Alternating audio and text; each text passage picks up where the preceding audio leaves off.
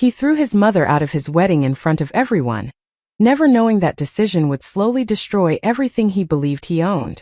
The wedding hall smelled of flowers and expensive perfume, but to her it felt suffocating. She stood near a pillar, quietly watching guests admire the decorations, the lights, the happiness that seemed borrowed rather than real. Her son avoided her eyes all evening, and that silence hurt more than any insult. When he finally shouted for her to leave, his voice wasn't just loud, it was cruel, rehearsed, as if he had been waiting for the right moment. People gasped. Some looked away.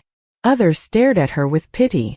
She didn't speak because words would have betrayed the years of discipline she had built inside herself.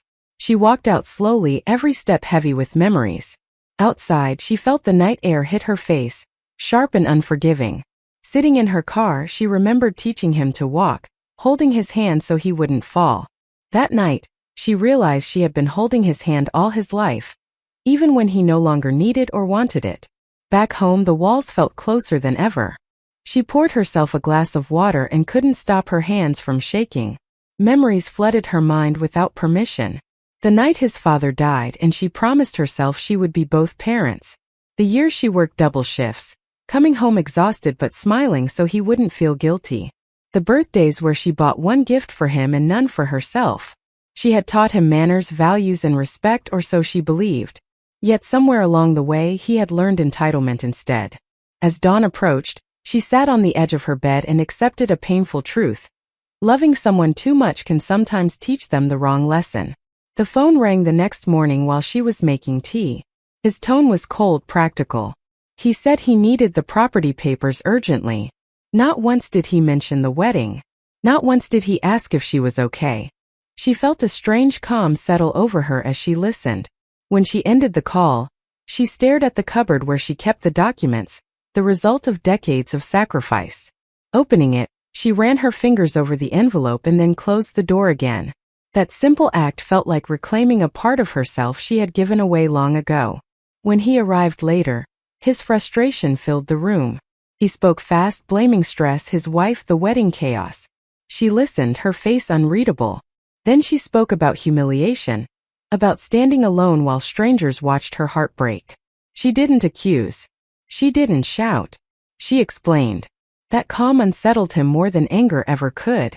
When she told him respect mattered more than inheritance, he laughed bitterly and stormed out.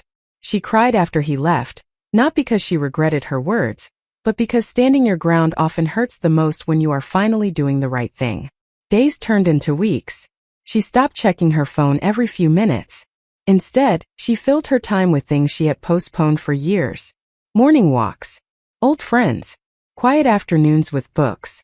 Slowly, the heaviness in her chest began to lift. She heard through relatives that his marriage was tense. Arguments over money, control, and power became frequent. She stayed silent, understanding that interference would only delay the lesson life was trying to teach him. One evening he returned unexpectedly. He looked tired, older somehow. His confidence had cracks now. He spoke about sleepless nights, constant fights, and a feeling of emptiness he couldn't explain. She listened without interrupting. When he asked again about the property, her response was steady, unchanged. She told him love without respect was just control disguised as care. This time he didn't argue. He left quietly, carrying something heavier than disappointment. Realization. After that night, silence settled between them like a wall neither spoke about but both felt. Weeks passed without calls, without messages, without excuses. She learned to live inside that silence. At first it was painful, like learning to breathe with one lung, but slowly it became peaceful.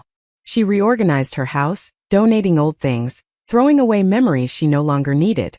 She repainted the room he once slept in, choosing colors she liked, not ones chosen to please a child who was now a stranger. Every brushstroke felt like reclaiming territory. In quiet moments, guilt tried to creep in, whispering that a mother should always give, always forgive. But she reminded herself that giving without limits had brought her here. Somewhere far away, her son was learning the cost of choices he once made easily. His marriage, once displayed like a trophy, began to crack under its own weight. The woman he married admired power more than partnership, control more than care. Arguments became routine. Money turned into a weapon. He realized too late that the same attitude he had used against his mother was now being used against him. Each fight echoed her words in his mind, words he had dismissed as emotional manipulation. Late at night, sitting alone in his apartment, he thought about the wedding, about her silent exit, about how she hadn't begged. That memory haunted him more than any argument at home. One afternoon he showed up again, unannounced. She noticed he stood outside for a long time before knocking. When she opened the door, she saw hesitation in his eyes, something she hadn't seen since he was a child afraid of admitting a mistake.